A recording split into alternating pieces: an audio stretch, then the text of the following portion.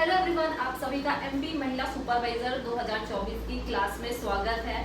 और इसके साथ ही आप सभी को नवरात्रि की ढेर सारी शुभकामनाएं मेरी तरफ से। Lots of love. Can you feel my energy? बस आप लोगों के प्यार की वजह से, ठीक है। तो थोड़ा सा डिस्कस करेंगे कि कैसे पढ़ना है, ठीक है। क्योंकि पढ़ तो आप लोग लोगे, लेकिन कैसे नंबर हमारे कैसे आएंगे, ठीक है।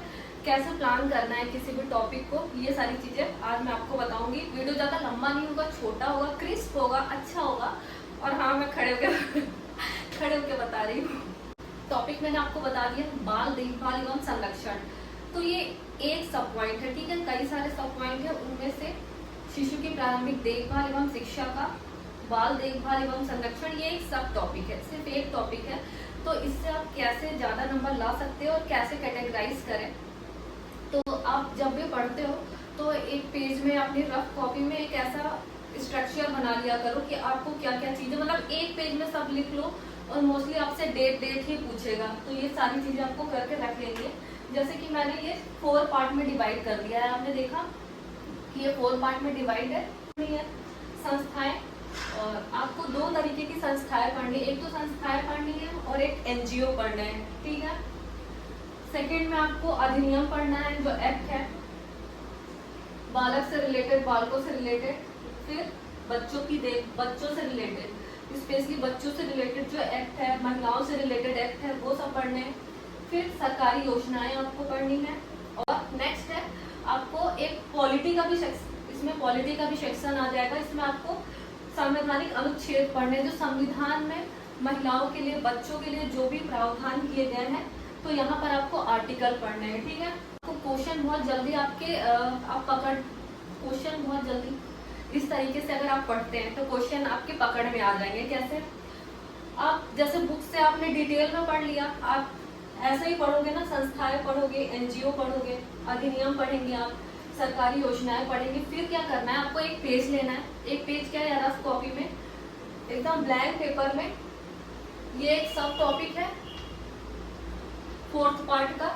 ऐसे स्ट्रक्चर बना लो, बस योजनाओं के नाम लिख लो और वो योजना कब आई है, और आपको पता ही है कि, और थोड़ा सा कि ये स्पेशली किससे रिलेटेड है, बस एक लाइन में, और कौन सा आर्टिकल, और आर्टिकल को शॉर्ट में थोड़ा सा, ठीक है। जैसे आर्टिकल जो 24 है, बाल श्रम निषेध से रिलेटेड है, तो ये सारे आर्टिकल भी आपको पता होनी चाहिए। ये सीधे सीधे क्वेश्चन में आएंगे और आप टिक करके आप बहुत जल्दी आप मार्क्स गेन कर लोगे इनसे, और टाइम भी नहीं लगेगा। अगर आप ऐसे पढ़ते हो तो आपका टाइम भी बचेगा और एग्जाम में भी आप जल्दी कर लोगे, और एक स्ट्रक्चर आपके दिमाग में रहेगा, ठीक है, स्मार्ट स्ट्रक्चर। तो ये होती है स्मार्ट स्टडी। थोड़ा डिटेल में भी पढ़ना है, वो सारी चीजें भी आप याद रखो अच्छे से। लेकिन मैं रिवीजन पर्पज से बोल रही हूँ।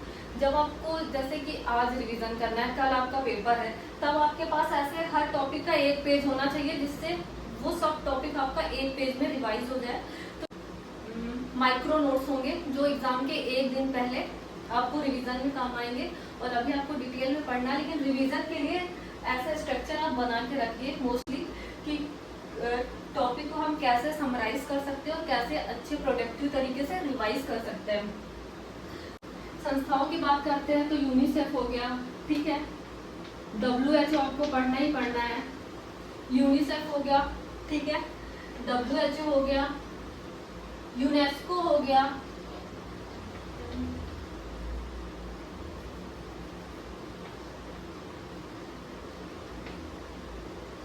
यूनेस्को पढ़ना है आपको। यूएनओ पढ़ना है, संयुक्त राष्ट्र संघ, यूएनओ, ठीक है। पढ़नी बहुत सारी संस्थाएं हैं, लेकिन आपको क्वेश्चन किससे बनेगा, ठीक है। जब भी कोई बुक बनाई जाती है तो उसमें थोड़ा ज्यादा चीजें देने की कोशिश की जाती है, कि सिलेबस से थोड़ा दाएं बाएं, थोड़ा अगर थोड़ी रेंज अगर एग्जाम में बढ़ाई भी जाती है तो आपसे क्वेश्चन बन जाए। ये जो संस्थाएं हैं ये बहुत ज्यादा इंपॉर्टेंट है। जैसे यूनिसेफ हो गया, वेरी वेरी इंपॉर्टेंट है। WHO हो गया, यूनेस्को हो गया, यूएनओ हो गया। इनमें मोस्टली आपको क्या करना है, ये यूनेस्को, यूनिसेफ, WHO, इनमें बेसिकली क्या करना है। जैसे यूनिसेफ हो गया, यूनिसेफ कब बना, इसका मुख्यालय कहाँ है, और इसके द्वारा कोई कार्यक्रम चलाया जा रहा है तो वो, और इसका क्या काम है इस संगठन का, ठीक है, संस्था का। ऐसे WHO का भी मेन मुख्यालय और डेट याद होनी चाहिए, और इनका जो मेन वर्क होता है ना कि जिसके लिए इनको जाना जाता है, वो सब आपको पता होना चाहिए। यूनेस्को भी ऐसा ही, और UNO, ये संस्थाएं हो गई। ILO भी पढ़ सकते हो आप, और बाकी जो मर्जी वो पढ़ो, लेकिन ये रटी होनी चाहिए आपको बिल्कुल अच्छे तरीके से। इसके NGO जो वगैरह होते हैं ना, वो जैसे कि स्माइल फाउंडेशन हो गया, ठीक है, स्माइल हो गया, फाउंडेशन हो गया, फाउंडेशन हो गया, क्राई हो गया, एक इधर रेड क्रॉस भी पढ़ लेना, रेड क्रॉस भी है। कैलाश सत्यार्थी जो बच्चों के लिए जो वर्क करते हैं, ठीक है, इनको नोबेल भी मिल चुका है, तो इनका है चिल्ड्रन फाउंडेशन, ठीक है, चिल्ड्रन फाउंडेशन है इनका। और हाँ, मैं एक चीज बताना भूल गई, कई बार हम बड़ी चीजों के पीछे भागते हैं, और जो मेन चीज रहती है, एकदम बेसिक नीड रहती है, उसको हम, बेसिक चीज रहती है उसको हम भूल जाते हैं, और एग्जाम में पूछ लेता है तो हम मतलब इजी से इजी क्वेश्चन को गलत करके आ जाते हैं। आपको यूनिसेफ का फुल फॉर्म, ठीक है, ये सारा MPPSC के मेंस वगैरह में भी सारी चीजों के फुल फॉर्म पूछ लिए जाते हैं, तो फिर ये तो महिला पर्यवेक्षक का, महिला सुपरवाइजर का एग्जाम है। यूनिसेफ का फुल फॉर्म आपको पता होनी चाहिए, डेट, मुख्यालय, और इनका फुल फॉर्म, और इनका क्या काम है, और इनके द्वारा कोई प्रोग्राम चलाया जा रहा है तो वो, लेकिन इनका फुल फॉर्म आप सबको पता होना चाहिए। कुछ भी पूछा जा सकता है, कुछ भी, ठीक है। तो ये बेसिक सी चीज है, कई बार हम भूल जाते हैं चीजों को करना। अधिनियम में आपको पता ही है, पॉक्सो एक्ट है 2012 का, वेरी वेरी इंपॉर्टेंट है। दहेज प्रथा 1961 का। घरेलू हिंसा हो गया,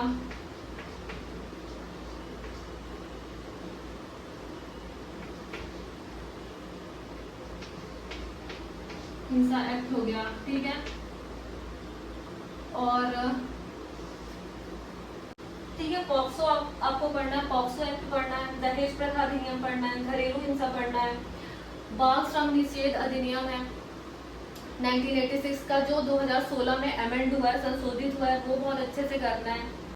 बाल विवाह निरोध अधिनियम पढ़ना है। तो इस तरीके के ये सारे एक्ट पढ़ना है, और इन एक्ट को मैंने बोला था आपको पढ़ाने को, और इनका मैटर प्रोवाइड करने को, तो वो मैं आपको पढ़ाऊंगी, लेकिन अभी आप खुद से भी पढ़ पा रहे हैं तो भी पढ़ सकते हैं। अब इसके साथ ही सरकारी योजनाएं अलग से, फिर सरकारी योजनाएं, गवर्नमेंट की जो स्कीम चल रही है, ठीक है, वो सारी आपको पढ़ना है। तो इसमें सबसे ज्यादा इम्पोर्टेंट जो है integrated child development program, very very important. इसका फुल फॉर्म भी आपसे पूछ सकता है, कोई बड़ी बात नहीं है, तो आपको बहुत अच्छे से करना है। फिर इसके साथ ही जितनी सारी पोषण से संबंधित योजनाएं चल रही हैं, लालिमा अभियान चल रहा है, कुपोषण से रिलेटेड कुछ भी योजना है, कोई भी बच्चों से, आप ये याद रखना कि उसमें बच्चों से रिलेटेड योजना आनी चाहिए। बच्चों से रिलेटेड कोई भी योजना होगी ना, उसको तुरंत ही उसकी डेट याद रख लेना, और उसका मेन फीचर क्या है, मतलब उनका मेन काम क्या है। ये जैसे एक पालना योजना हो गई, ठीक है। और इसके साथ ही थोड़ा सा अगर हम इसकी बात करें, आर्टिकल की बात करें, तो वैसे तो 24 आर्टिकल 24 हो गया, ठीक है, 21A हो गया, 47 हो गया, 42 हो गया, इस टाइप के सारे आर्टिकल भी आपको पता होना चाहिए। बेसिकली पॉलिटी में एक बार लूसेंट देख लेना, उससे लूसेंट से जो इम्पोर्टेंट आर्टिकल है उनमें और भी सारे देख सकते हो। इम्पोर्टेंट आर्टिकल 2 पन्ने में है, उनको आप सारे ही देख लेना कि अगर 350A हो गया एक आर्टिकल, और पूरा फोकस आएगा बच्चों और महिलाओं से रिलेटेड आर्टिकल में। जो हमारे मौलिक कर्तव्य होते हैं, तो आर्टिकल 12 से 35, मतलब 12 से 35 तक एक ये देख लेना, और जो DPSP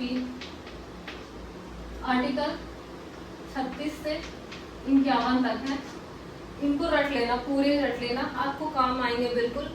कि अगर इधर उधर से हट के भी क्वेश्चन पूछता है तो आपको काम आएंगे। तो आपको इसी तरीके से सारी चीज़ों को प्लान करना है। गवर्नमेंट स्कीम में वही कि ये स्कीम कब आई है, और इसका फुल फॉर्म इसका भी पूछा जा सकता है, तो फुल फॉर्म कर लेना, क्योंकि बहुत सारे पेपर होंगे, शिफ्ट में होंगे, तो ये आपका लक है कि किससे सन पूछा जा रहा है, या किसी शिफ्ट में फुल फॉर्म पूछ सकता है, किसी में इसकी जो मेन थीम है, इसका उद्देश्य क्या है, वो पूछा जा सकता है। ठीक है, तो इस तरीके की अलग अलग चीज़ें सबके में पूछी जाएंगी, पर आपको मोस्टली ऐसे सारे जो डायमेंशन होते हैं, हमको क्या करना होता है, किसी भी टॉपिक को पढ़ते हैं तो उसके मेन सबसे ज़्यादा उसके डायमेंशन कवर किया करो। मतलब कि गाइस लाइट चली गई, ओह नो। अगर आपको वीडियो अच्छा लगा है तो वीडियो को लाइक शेयर सब्सक्राइब करना, और वीडियो को ज़्यादा से ज़्यादा शेयर भी करना।